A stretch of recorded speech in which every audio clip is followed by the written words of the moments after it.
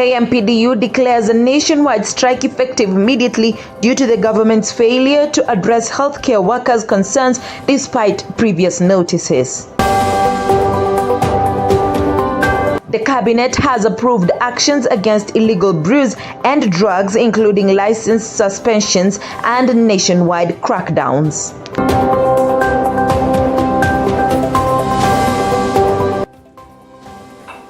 Welcome. Now, Joseph Irungu alias Joey has been sentenced to death for the murder of Nairobi businesswoman Monica Kimani while delivering her judgment on Wednesday, March 13th. Lady Justice Grace Nzioka revealed that she considered three factors in making her determination, namely, 1, the manner in which the offense was committed, the consequence of the offense, and the personality of the accused, who is Joey in this case. Now, the judge ruled out options of rehabilitation, restitution, and restoration, or even reconciliation for Irungu. She described the gruesome ordeal the businesswoman underwent, stating that Kimani's killer did not intend to even give her 1 minute to live. Joey's sentencing comes after he was found guilty of the murder on February 9th, 2024.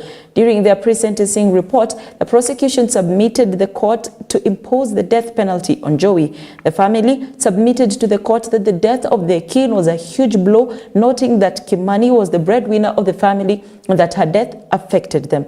Joey agreed with the deceased family that no amount of money can be able to bring the deceased back to life, contending that Kimani died a cruel and gruesome death. In my very final conclusion, join me in listening to these wise sayings on murder. 1. In the act of murder, one person's life ends, but countless number of lives are forever impacted. I will read again. In an act of murder, one person's life ends, but a countless number of lives are forever impacted. Secondly, murder leaves behind a trail of shattered dreams and broken hearts that can never be healed. Murder leaves behind a trail of shattered dreams and broken hearts that can never be healed. I have said the accused person before me is 33 years. The deceased was 28 years.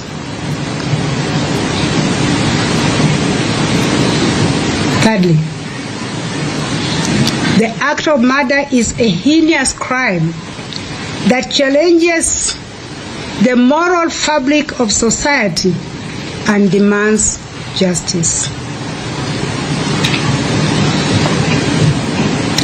And so it is not just a loss to the immediate family. Of course it is in the highest degree, but it's a loss to the society when one is killed unlawfully. And so, based on everything I have said,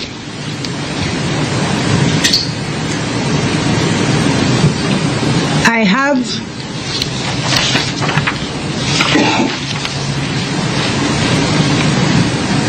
ordered that the first accused person before this court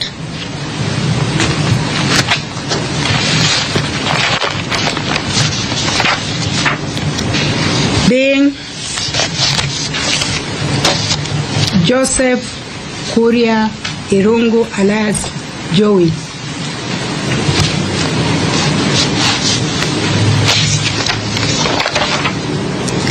shall suffer death as provided for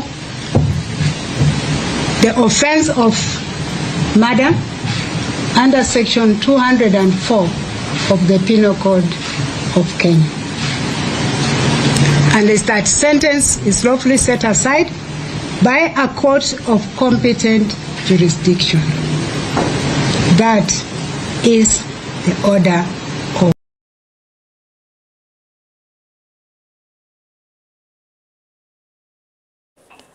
Now, away from Joey's story, the Kenya Medical Practitioners and Dentists Union has issued a nationwide strike notice effective today at midnight. Kmpdu Secretary General Davji Atela, in a statement on Wednesday, March 13th, said the decision was arrived at owing to a lack of consensus with the government on issues affecting healthcare workers across the country. Atela said that despite their previous 7-day strike notice, the government has relented on addressing the plight of healthcare workers. A strike is the only power that workers have. Withdrawal of labor and skills is the only way that a worker can compel a heartless, belligerent employer to come to the table to negotiate. Regrettably, the government has shown a lack of willingness to address these pressing concerns, leaving healthcare workers in a state of frustrations and dismay. It is with great disappointment and sadness that we announce the commencement of our nationwide strike from tonight, the 13th day of March at 00 hours. As Kmpdu, we have crossed the Rubicon and we're at a point of no return. The strike notice that was signed dated 6th of March 2024 expires tonight, and we advise our doctors across the country to begin discharging patients and referring them, because the government has been on strike for the last 7 years, and tonight we will join them fully. At the coastal region, a middle-aged construction worker tumbled and died while installing a new elevator in an 18-story building opposite Sauti House in Mombasa on Monday evening. The deceased was found facing down in the elevator shaft while his colleague successfully jumped from the lift and escaped unhurt. The police and the county fire department retrieved the body 1 hour after the unfortunate incident. The police investigation is ongoing. The deceased was transferred to the Coast Teaching and Referral Hospital morgue.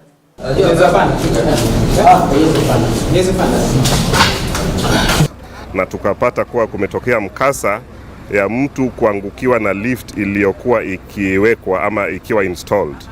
Na hii lift imeweza kuanguka katika 4th floor, na inasemekana kulikuwa na 2 people, lakini 1 aliweza kutoka na mmoja amefariki. Sasa sisi kama county government we have to respond to this kind of things immediately, kuweza kusave life na kuweza kurecover kama kuna any fatality like this case. The victim ametoka pale ndani bila any safety gadget or gear. There is no helmet. Now what we usually recommend kama the people who are in charge of safety in the county ni kuwa kuna some kind of processes kama zinafanywa, lazima kuwe na safety officer pale kwa project, lazima kuwe na site engineer for example, na huyu engineer ama site safety officer ndiye anaweza kuguide. As county government, we will first of all look at the legality of the building. We will look at whether the building has approvals of the county. First, I'm not saying that the building has no approval. We are just going to check, because as you realize, there is a department charged with that. So we'll find out. Poteza Mkenya katika ile maisha ambayo mtu anaishi, pengine hapo na watoto maskini anawacha katika sehemu. Kwa hivyo the whole of the building must be held responsible. Na pia lazima agaramike na kulinda maisha ya wale watoto ambao wameachwa na mama.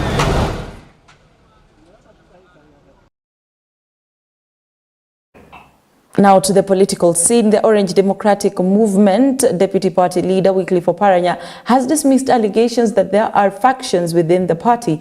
Speaking to the press during a courtesy call to Busia Governor Paul Otuoma at his office, Oparanya argued that those are rumors being peddled around by people who do not mean well for the party.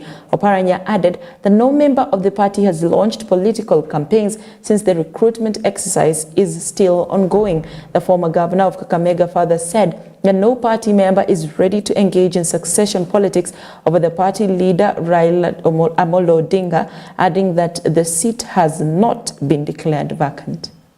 ODM iko imara chini wa Raila Amolo Odinga. Odinga is going nowhere. He's still our party leader.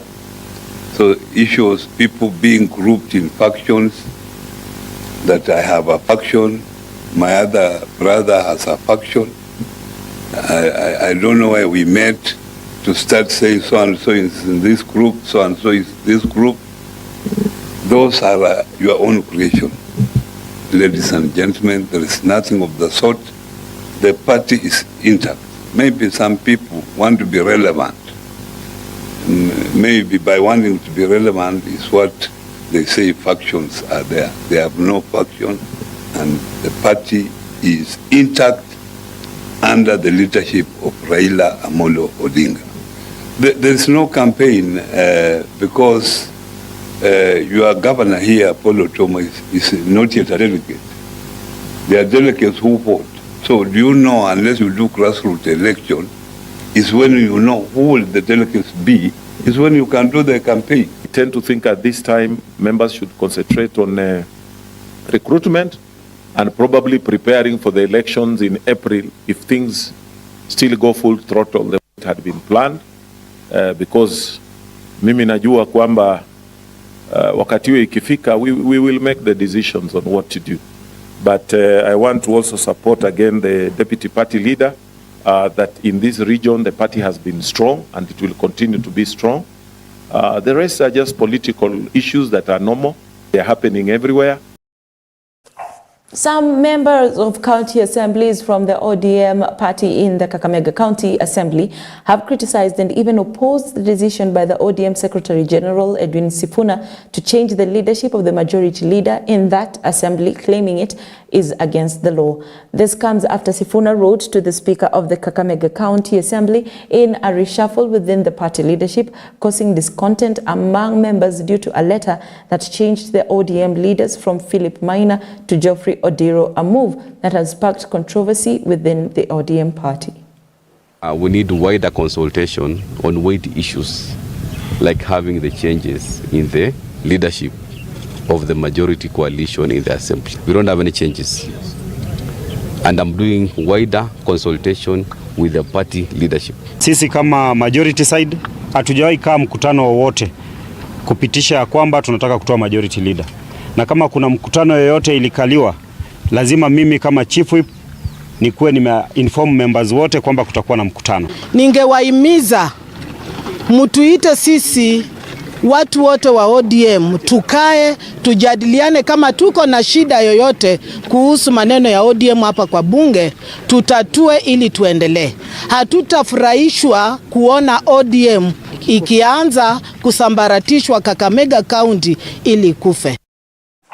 Now, in what appears to be a violation of President William Ruto's directive to suspend all pending bills totaling 6 billion Kenyan shillings until the verification committee examines them to determine the eligibility, the National Treasury has made payments of 9.8 billion shillings for affordable housing, social housing, and police bills that cannot be disclosed to the budget controller. Additionally, payments of 217 million shillings were also made to settle pending bills in government departments for repair services, while the Finance Committee raised questions about how 75 million Kenyan shillings was spent in 6 months to combat locusts, which the Finance Committee believes were not present in the country during that period. I wrote not once but twice to the State Department of Housing asking why they were reallocating the 9.8 billion. This money was supposed to go to National Housing Corporation, and instead it was taken to this affordable housing. I asked for the details and I was not provided with these details. I was told it was to settle pending bills. So we wrote a second time asking to be given the schedule of the pending bills that were settled. As I sit in this room, I'm yet to receive the schedule. We have a pending bills committee. So if already everyone else is going to the pending bills committee to prove their pending bills, then why do we have some others getting paid through a reallocation of the budget a few months, in fact 2-3 months after the main budget has been passed? Then see State Department for Crop Development, and we see loan revenue of 75 million, giving to 2 other accounts, which is daily subsistence allowance and the travel costs under locust. And we know throughout the country there is no rain. There is no those yellow locusts that were moving around the country, and you are being requested to approve 100 million. I've never seen locusts in 2023 or even 2022. And you are reallocating locusts for people to travel and go and fight for locusts. How does? I don't know what they were using, because this money, to me, if they were going to fight locusts, I don't think locusts are fought using arms. Now, the cabinet has endorsed measures the government has taken in the fight against illegal brews and narcotic drugs. These measures, announced by the Interior Ministry, include a 21-day suspension of all the 52 licenses and permits issued to manufacturers and distillers of second-generation alcohol, revocation of all bar licenses issued by counties against the law, and an audit of conflict of interest within the ranks of enforcement agencies. Other measures are nationwide crackdowns on the sale, transportation, distribution, and consumption of illicit brews and narcotic drugs. And still in the same fight, more suspects have been arrested in an operation to curb drug trafficking in the town of Mororo, Tana River County, with over 10 kilograms of marijuana seized. County Commissioner David Koskei has issued a stern warning against drug traffickers, stating that anyone found in this trade will face severe legal action, including police officers providing intelligence to these traffickers. The police continue to conduct intense searches for major drug traffickers in the northern counties of Kenya, including Garissa. Hatuwezi kosa wale watu wanahusikana pamoja na wale wanafanya hii biashara ambaye sio halali. Na of course tuko na habari kwa wengine from intelligence yetu, tuko na habari kwamba even among maybe one out of us, at least from any other quarter, we are working on that, because the government is very direct. Then we are also seizing that house that we found bang more than 10 kilograms, and those decors and pethidine, diazepam. That house from today is a government property using Psychotropic Act 1994. Because once bang is found there and you are trafficking, you are selling, that property no longer belongs to you, it belongs to government. Now, after years along the corridors of justice, Joseph Irungu, alias Joey, was on Wednesday handed a death penalty which will essentially confine him in prison for the rest of his life. However, in December 2017, the death penalty was declared unconstitutional by the Supreme Court of Kenya. This would mean that Kenya does not execute any convict who is sentenced to the death penalty. A convict who is sentenced under the death penalty is expected to serve a life imprisonment term with little chance of release, as opposed to other convicts who are likely to have their sentences reduced. Convicts under other forms of imprisonment in Kenya may have their sentences reduced, sometimes in half, if they are pardoned for good behavior. Additionally, convicts serving a life sentence are not allowed to work in prison or engage in other activities such as educational activities that other prisoners engage in. Further, death penalty convicts in prison are isolated from other prisoners and housed in different quarters.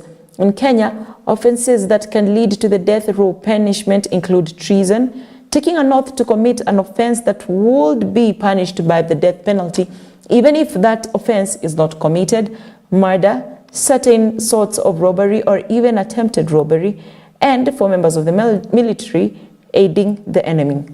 However, the death penalty continues to be contentious, as most live by the code that no human is allowed to take another person's life. Moreover, death row is considered costly for governments, with the research showing that it costs roughly 240 Kenyan shillings to maintain a single prisoner per day in Kenya. Additionally, the penalty has been faulted for contributing to congestion in Kenya prisons owing to the number of convicts incarcerated. Kenya has not executed any prisoner on death row since 1987, with the last executions being those of people accused of treason in the 1982 attempted coup. This and more we shall be tackling in our forthcoming editions of Know Your Law. But for now, why don't you take a look at data protection? Know Your Law coming right up in just a few.